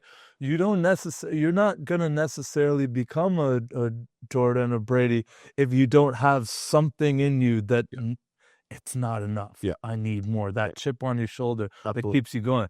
But it's like balancing that then back with life. life and a reality and like course. a level of humility. I think that's the delicate part of. It's a balance. Yeah. It's what do you want out of your life, right? For me, it may be a different thing than Tom Brady. It may be a different thing than MJ wanted out of his life. And of course, I want to be great at what I do, right? Eventually, the game is going to leave me. It probably won't be the other way around. It's not usually how it works. But when it does, what do I have left to stand on other than just the sport that I played for a very long time? Proudly, right? Put a lot of effort into it. I think for me, that becomes a real question, right? What do I want my life to look like when my body is unable to perform what it has been for years? And so, being able to lock into that, however, lock into my abilities during that time is a delicate balance. So that's that's the dance, right? That's a dance we all go through. And whether it's starting a business, starting a podcast, creating content for whatever it may be, or playing professional football, I love that you said the game will leave me. That's such an interesting way to put it, because I think a lot of people would talk about when I leave the game. But when the game leaves you, I have gotten to see, and I'm very, very lucky and grateful that I was at the grand opening of your own business. Yeah. I want to kind of switch gears to that. We could sit here, dude. Yeah, I we could can geek out and talk football, of course. forever. Yeah. But I want to kind of switch gears a little bit, to down south power. Yeah. Talk to me about how this all came about, man. In my time living in Jacksonville, I made friends outside of football, cars, namely. And, within that group of friends who we used to hang out all the time. I mean, some of us still do. We were asking ourselves, like, what's one place we can kind of like work on our cars, kind of like shoot the shit a little bit, have fun, just the guys, whatever it may be. Like, why don't we just rent out a garage and like just put our cars in there, work on them and play music, whatever it may be. And it started off with a group of like, I don't know, a dozen people with the idea. And eventually kind of the group starts thinning out a little bit. Everyone's got something going on. I know some very close friends who, headed off to Nevada to work in the Air Force as a air traffic control, or it may be one of them's a chief. It's different walks of life. And eventually the group of guys who were like still on the idea of starting this thing is starting to thin out. And next thing you know, there's three of us. Right? Okay. It's myself, my very good friend, Brandon Avila, who, at the time was the only guy that I would let touch my car. So he was the guy that worked on everything on my car. Right. And he's working at this, very awesome place, but it's in Palatka, Florida, hole in the wall, Toby's Alignment, and love those guys, man. But, this guy's grinding it out every day. And as a football player who's used to working really hard, you see his daily grind and it's like, man, this guy's working in a 120-degree shop. Sun's beaming through, like this guy's going at it, right? And it really makes you respect blue collar workers. The other one is the total opposite end of the work-life spectrum, Chad Eaglin. He owns his own psychiatry practice. Oh, wow. So he's a doctor. And what a range of they're right. So you got one athlete, you got a guy who's on a daily basis working on cars, right? In the most grueling conditions. It's Florida. It's hot. Okay. It's Florida. It's different here. And then you got Chad, the doctor, the guy who's, you could throw him into any field and he would excel. You could make him an engineer. He would excel. You could tell him, hey, can you just learn about rocket science for a little bit and then tell me what you find? He will give you so much information on it, right? He's a walking, living, talking computer. He's AI. No, but seriously, we end up having the idea like, all right, like, look, are we doing this? Are we going to have our little hangout? Or like, screw it, let's just do it. Further than that, though, was my idea that, okay, football took me this far, right? What did I do to be successful at football? Worked extremely hard, built some habits that continued on into my adulthood. What if I took that mentality and applied it to starting a business, right? And I have the help of my very good friends who have the same mentality, right? Two very hardworking people. And one's more of a practitioner and one's more of a business person. Absolutely. And yeah. And what links the three of us? We work extremely hard. We want to do more with what we have. And also we love cars. We love what we do, right? So this then becomes a conversation. It becomes less about, okay, where can we hang out, just the three of us, or like have some friends over, to we can make some real money with this. We can truly build a brand that stands on something, especially like in a city. Like I've been in positions where a shop has screwed me over, hence why Brandon takes care of all that stuff for me now. I've been through that position of like somebody screwed me over. I remember sending my Hellcat to this shop in New York. I won't name their names because I don't want to, but I guess they were technically in New Jersey. Took my car, gave me a busted motor, put that motor in there instead of giving me a fresh new motor that I asked for. They end up trashing my car. It's full of rust. It's full of all this and that and the other. It stayed there for months. And I'm like, hey, how's my car? Oh yeah, it's fine. Bad business practice. That's essentially what I'm getting to. It's a bad business practice. How do I avoid having that? How do I build a business that stands on something it's got values, and that's also addressing something that the growing population of Jacksonville is going to need. Everyone needs a car to get around. If you know the US, if you know America, you got to drive around. And, thankfully in Miami, you can kind of get around with the system, and, you can just find an Uber or something like that. But a city like Jacksonville, where everything is so spread apart, You need a car. you need a car. Yeah. And so we're addressing something that is kind of universal. And more than that, we have a true group of enthusiasts who are, leaning into that. And we love what we do. And so you look at our reviews on Google right now, you will not find a single person who's like, I had a terrible experience. I will personally go through the ends of the earth to make sure that a person had a positive experience at the end of the day. Mistakes happen. But how do you react to those mistakes? How do you address the mistakes that you may have made? Or a customer wants something done a certain way. How do you approach a customer that just walked into your building? It starts with that. And, Yep. Brandon works the floor every day, and he always, approaches someone with a smile, like, hey, like, what can I do for you today? That's how it starts. That's how good interaction starts. And so you got to carry that into what you do on a daily basis. And I got to see it firsthand, man. Like I said, I was there at the grand opening. Thank you so much for that invite and coming through. And I remember driving up to Jacksonville, my first time in that city. It was really cool vibes. I hit the Cheesecake Factory beforehand. That's my spot.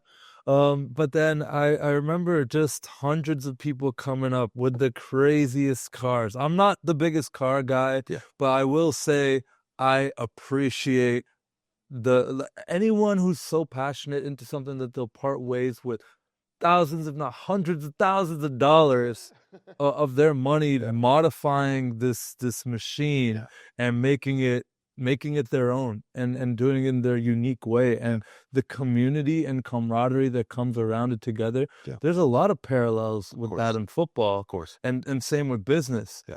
Talk to me. I mean, we were talking about identity before. Are there any differences or similarities you see with like your identity as a football player and as a business owner with now this venture? Of course. Your approach to operating the business, you have to have the same approach as you did, for at least in my case, how I approach football. Attention to detail, right? More so than even the hardworking aspect. Everybody, if they want it bad enough, they'll work hard. But how many people are going to work hard and pay attention to every single detail of the things they do, right? In football, I go back and I got to watch dozens of hours of, catching up with what I did and what is my opponent going to do. And it's the same thing with cars. What did I do right this job? What are things that I could have improved on? Getting the feedback from the customer, getting the feedback from other coworkers, my employees on a daily basis. I encourage them to come to me if you have anything that you want to talk about, right? It's an open environment where someone can really say what they need to say. I don't want an environment where I'm this, boss. yeah, I mean, boss man's rolling through everybody, tighten up, like, dude. I never did either, man. Yeah, dude, So weird. I would have never gotten a hold of you if I didn't believe that you were able to work really hard, right? I would have never asked you if you wanted to work with me, not under me. That's the distinction I make. The guys that we have employed they're not working under me. They're working with me because we're all building something. We're building. I've always said that myself too. I don't say this guy works for me. This guy works. That's something for the ego, right? That's something for me to feel more important than I actually am, right? Because at the end of the day, who's turning the wrenches every day? They are. Without them, I'm nothing. Yep. I'm just another guy with a brand. So it's like, okay, the real value of the company lies in the guys that are in there in the trenches every day, right? And that's why, like, you want to go out of your way to treat them well, make them want to be a part of the team that you're building, right? Make them want to show up to work every day, and like we said, attention to detail. And so that is what drives me personally to build DSP a certain way. And that goes for Chad and Brandon as well. Brandon is very detailed in his work. Again, the one guy I trusted with my now race car making 1,300 horsepower at the tire, he's the guy. And then Chad is such an asset because he knows the ins and outs, the permits, all the little things you would never even think of as a business owner. He's taking care of that stuff. He's a machine, man. And having that around you is such a blessing. And for me, I think a big reason why DSP is finding the success at the moment is that three-headed monster. You got three-headed monster. Well, we all offer something different to the table, and we all do it very proficiently, but we at the core, it's just a group of guys who just enjoy doing this. It just seems like you guys all really care. Yeah. Have you always had a passion for cars? For me, think about it this way. In college, I was riding around on my 2009 Yamaha Zuma 2-stroke scooter. Okay. Yeah. And that's what I had. That's super loud. Yeah, it's not loud. It's not loud. It's a little. It's not that one. Just to get around in class. It's a scooter. Okay. And it's a little 2-stroke, and I love that thing. Shayna and I went to the mountains all the time, and that thing is struggling at like 7 miles an hour up the mountain. It's not a. It started with that, and then eventually, I get to the NFL, make a little bit of money. All right, let's buy a Scat Pack. That's back when they weren't as popular, right? It was like 2015 Dodge Challenger Scat Pack, a black one, and you start watching YouTube videos, and oh my god, next thing you know, I'm like hooked. Like, damn, this is nice. Yeah, that. For a time, I've seen your baby, man. We'll edit in a little video of it here, but like, man, that's a monster, bro. That's the Hellcat. I started at the Scat. That was my first car. Okay. I went from the Scat Pack and traded in for exactly the Charger. Traded for the Charger. Yes. Yeah. Okay. The Charger was such a wild ride, man, and the point that it's at right now. The goal is to put it on the track and run 8s. That's all I want to do. Full interior car. Actually make it a race car. Yeah. That's happening right now. Dude, it's damn near 5,000 pounds. It's got tires. It's got a 426 built motor. It's got a built transmission. It's got a 3.8 Whipple, nitrous. Rear end is all beefed up. 15-inch tire. Like it's there. Now it's like, how much can you do to get that goal time that you're looking for at the track, right? Like the whole goal for that car is full weight, damn near the weight of a truck, is to run 8 seconds in the quarter. So right now that's kind of what we're locked in for, is just getting that pass in, man. And truly it's something else when you're at the tree and you're watching it counting down.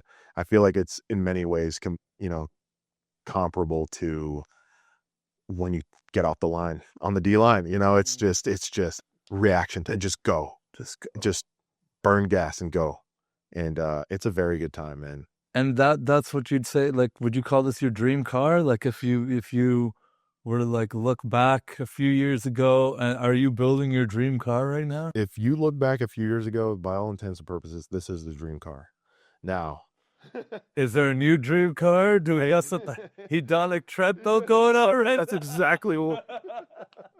So, hey, there's nothing wrong with admitting it, bro. It's all good, man. We all want this. Look, man, every kid, they go through that little magazine of cars, and they're like, this is what I want. Well, for me, it would be one of two cars at the moment. You give me a Dodge Viper ACRE, a 2017. If you get like a little, Calvo turbo, set up on there, even without it, even stock, dude, that car is so nice. I don't fit in the car. I'm a big guy. So, for me, the other choice would be, and surprisingly spacious in there, the Porsche GT3 RS. Oh, yeah. And it's become a little popular now, and the things are like nasty, but basically it's a race car. Yeah. The only thing about, owning a car like that is the more you drive it, the more you realize, like, all right, like you're at risk of like, something bad happening. And, there's more attached to owning something like that than, oh, it's a car and it's fun. That's why having a car like the Hellcat, or having a car like, whatever it may be, dude, for some people it's a Datsun, or it's a Nissan, Nissan. That's a Nissan 370, or It's the one a GTR more than anything. Exactly. Like back when the Need for Speed. 100%. Too, man. I'd pull up in that thing. Of man. course. Like the man, Dude. Absolutely, the R35s are like, and it's an acquirable car. You can get something like that. It's just, once you get to that threshold of like, okay, you're paying supercar prices, you're rolling around in this house mortgage, and it's got to make sense. It's got to make sense. Yeah. So that passion has to be really strong. I can't say my passion is that strong. Yeah. My dream car is a Himalayan Defender. Okay. I want like a G-Wagon on steroids, but like I don't necessarily need a G-Wagon, but I just see myself in a big boxy rugged car that's rugged and built, and like I love the design of it. It's just that's what I want. My first time seeing one, it was a buddy of mine up in Buffalo, and he's rolling around in one. I was like, this thing's pretty sick. I've never seen this thing before. What is that? Exactly that. And I'm like, wow, it's like, cool, man. I got that on my like vision board and stuff, and even like a retro one that's been like upgraded. I don't know what you call it. Like, that would be cool. That's awesome, man.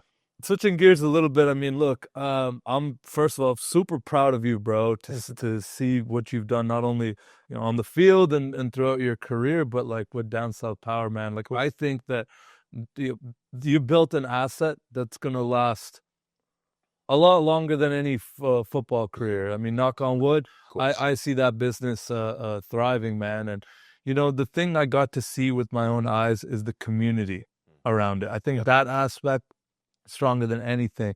You had all these people come out, people bring their cars, everyone support, and you took the time to shake every single person's hand and talk to them, and that's baked into the ethos of what Down South Power is. So I got a ton of respect from anyone who takes the risk and starts a business.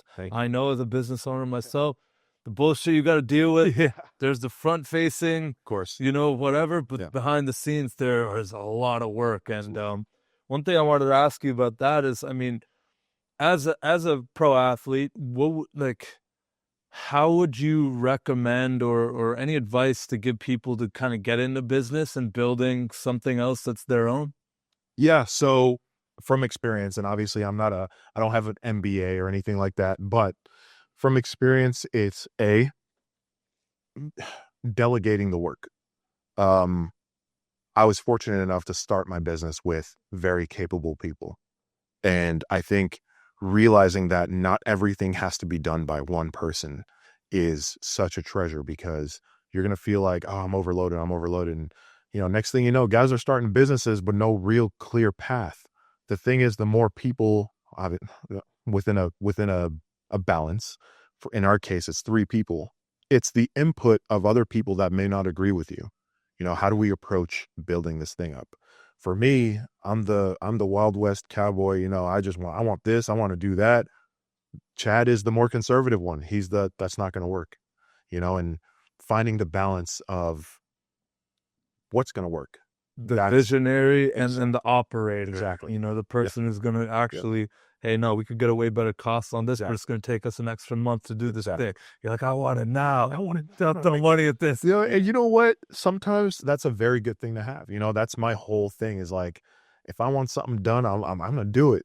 The thing is, like, there's a due process for stuff like that, right? And so I think for anyone going from being a pro athlete or even not even a pro athlete, just like a general walk in life where they might be a little bit more comfortable, hopping into something like starting a business is making sure A, you're properly educated on the process, B, surrounding yourself with people who are like-minded and who have something to offer, right? And so starting that whole process together, I think takes a lot of the load off your back and really lets you focus in on the innovation aspect of your business. Incredible, bro. Look, man, I mean, we could sit here and talk for hours. Yeah. I could do this all day, bro. I feel like I'm just getting started here, but I feel like we'll do many more episodes, man. And so I do just in the spirit of kind of wrapping this up a bit. We do got a few more rapid fire questions and stuff to talk about, but it's kind of the final topic I want to discuss with you. And I'm not sure you're probably going to be on 100 podcasts, 1 million podcasts in your life, but one thing I really am interested in learning, and like maybe this is just selfish, but fuck it, it's my show. All right. You touched on, the physical side of, being a pro athlete as well. You talked about the mental side, and how Coach Vic and all these different experiences where you had to like reinvent yourself and have this chip on your shoulder and kind of keep leveling up. What I want to ask you about is, what's the role of spirituality been in your entire career and journey so far? Yeah, I feel like personally, I kind of sit myself somewhere in the realm of agnostic when it comes to like anything traditional, right? What I like to do is pull certain lessons from different levels of spirituality. I think for me, the most important thing is grounding myself into who I am and how it interacts with the people around me. Being thankful, that's a universal thing across. Gratitude is something universal across all practices. Right? I don't necessarily mean religious, but I say spiritual. It could also just mean like exactly like what you're talking about. Exactly. Yeah. I think for me, it's how do I pay respect to the people that came before me?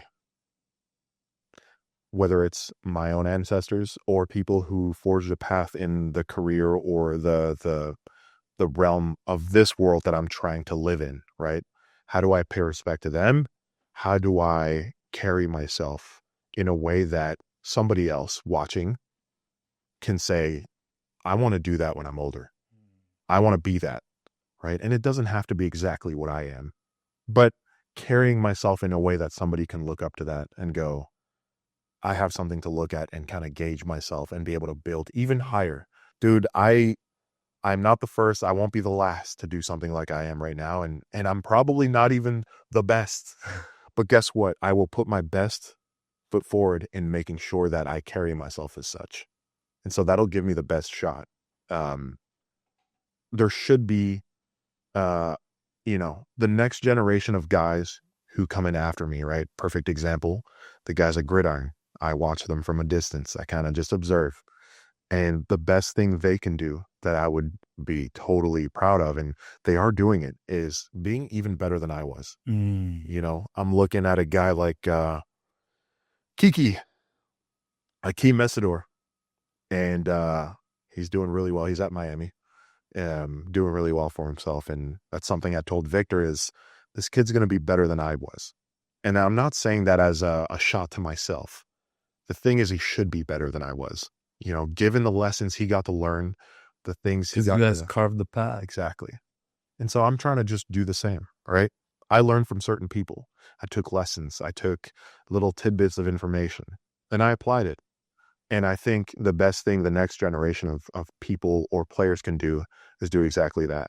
And that's how you forge yourself. And level up and realize your potential. Yep. And that's, I can relate on, a spiritual level with my journey as well. going in on this podcast to starting a little business to getting a little bit of traction. Yeah. Coming down to the US, traveling the world, doing some pretty cool things. Oh, yeah. And having some very interesting conversations. But selfishly, why I love these conversations so much is I get to learn from people who are doing cool shit and apply it to my life. Yeah. And kind of, it's like a cheat code, Of course. a little bit. I can Of course. learn from people's mistakes, try to avoid them. I'm going to make plenty of my own as is. Yeah. But how can I then document this and see, like, I could go back and look at episode 1. Oh, I didn't even know that I needed a light. 100%. I didn't know how to talk. I needed a few shots of alcohol before I could get on a show. I couldn't handle it without it, you know? So just seeing my own growth, but then seeing people like your growth, man, it's so inspiring and it fires me up. Yeah. And also, we are just getting started, bro. We are, bro. Like, it's not like, just because, we've had to keep reinventing ourselves and leveling up, and there will be many, many more 100%. chapters of this. What I'm honored and grateful for myself is that I get to connect with people like you and stay in touch with people like you. And we're going to keep doing cool stuff. 100%. This is just the beginning. We're only like 30, basically. Yeah, we're just getting started, man. Getting started, bro. Imagine this combo one with 55. Oh, dude. Like, And it's going to be entirely different. entirely different. Different. We're going to look back at this episode like, man, we thought we knew some shit. Yeah, right? Boy, did we. It's something, man. And just like you're saying, man, it's learning from, and it may not even be your own field. Perfect example of that, man, is I'm heavy into like cryptocurrency. Well, not necessarily just the currency aspect, but decentralized ledger technology. And there's a guy who runs a business. I got to know him a little bit. Ben Jorgensen. He's the CEO for Constellation Network. Okay. Right. And totally different environment than what I'm doing. It's more different. And, now you got like decentralized ledger technology, but seeing someone like that develop their product into something that, I mean, at this point, dude, they're working with the Department of Defense to secure data and process data as well. They're working with Panasonic. They're getting, Panasonic has a thing called Tough Books, and they basically are deployed in first responder vehicles, like cop cars, ambulances, whatever it may be. And they're operating on a network, and they built themselves up from this no-name, tiny company to now they're operating with the biggest players in the world when it comes to processing data. And I asked them a few questions about like, okay, what do I do to kind of like apply some of the lessons that you learned over time? And, something that he said that stuck with me, man, is, something I mentioned before is being able to delegate that work to different people. Don't try to do everything yourself. Yep. And, it's one thing to hear it, and it's another thing to see it unfold. And the way these guys are working and using this, like this new age technology and applying it and getting players like the Department of Defense to like buy in on it and become a paying customer is absolutely insane to me. And so how do I, that anything's possible? 100%. And so that's something I feel like I want to apply to my own business, right? What are the lessons that they're learning with time that I can apply to my own? So I think that's where a lot of growth comes from, is like we're mentioning right now, the observing of other people. Well, let me ask you then, do you have plans with DSP to scale? Oh yeah. Where are you trying to take it to? Right now, Deep, the goal is to expand into multiple shops. Right now, what I need to do, and what we all, like the whole team we're doing, is focusing on expanding our current one, just making sure we're working every day to build it up. And I think the next step, and I think that's like the next phase of the brand, is to how do we deliver our services to different parts of Jacksonville? Because that's delegation, but on another level. That's another level. Duplication, 100%. But the core message and ethos of the brand, making sure that you can multiply in a sustainable way where you're not tarnishing what made it so special in the first place. Exactly. That's the challenge. Yes. A lot of brands, I notice, kind of industrialize a little too much. They turn into this set of processes rather than people. Yeah. Right? People run the business. The processes, they'll help it scale. And a lot of multi-billion-dollar companies have processes in place to let them grow and help them grow. But what a lot of customers end up noticing is that the service quality might go down. The time to be served, whatever product it may be, that goes down as well. Like the time, it might take forever for someone to like, just get an oil change, right? Because they're like, oh, we got too much going on. And they don't have anything in place or the people in place to kind of streamline that. And so I think the biggest aspect for us is addressing the bottlenecks and nipping it in the bud right away. You don't want those bottlenecks to become the identity of the brand. If something is bottlenecking, fix it right away. And that's where, and it may not double whatever the business is in that moment, but guess what? Enough months, enough years go by, suddenly that bottleneck that would have possibly held you back 5% per year is not a thing. And so now you get to be yourself at your full potential rather than letting the small things like that get in the way.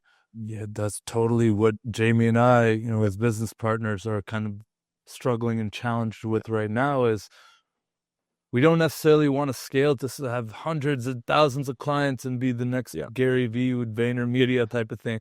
But we do need to get to a certain point where it's like, we're not working in the business anymore. We're working on it and we can multiply ourselves. Yeah. And I think there's an element of delegation and control we need to employ or let go of control, have more delegation. Yes. And I really respect you as a business mind as well, man. Just hearing how you talk. And again, you're clearly learning from people yourself. Absolutely. I think business is a sport. Yeah. I actually do view it. Yeah. Like I'm very grateful that I played football growing up. I think that made me a better leader. I think it made me a better business owner. Absolutely. I think I can apply a lot of things from those lessons and working well with a team, the attention to detail you talk about, showing up to practice when you don't want to, doing that extra work, waking up early, not going to bed too late. I'm not saying I'm perfect with any of these things, by the way, but it takes sacrifice as well. And like, I think business is, it's a fun sport, but it's also a lot more of an infinite game sport. There's no, Super Bowl with business, but there is no ceiling. Yeah.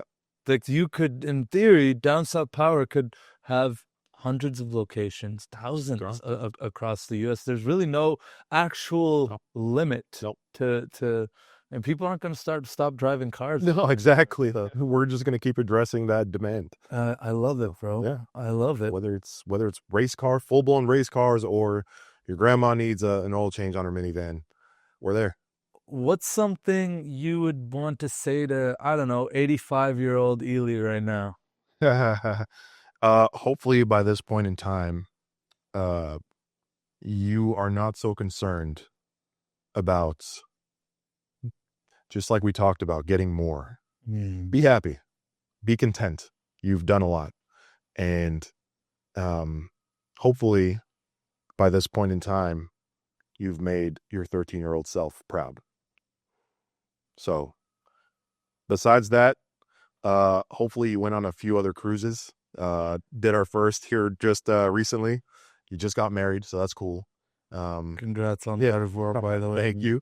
But yeah, hopefully you went on a few more cruises, enjoyed the little things in life, smelled the flowers, stop and enjoy the moment. I think that's the biggest thing that I hope you've done by this point in time. So, yeah. Well, my brother, I really enjoyed this moment. Thank you so much for coming on. It's not that deep. I appreciate you, dog. Appreciate it, man. Thank you, bro. All right.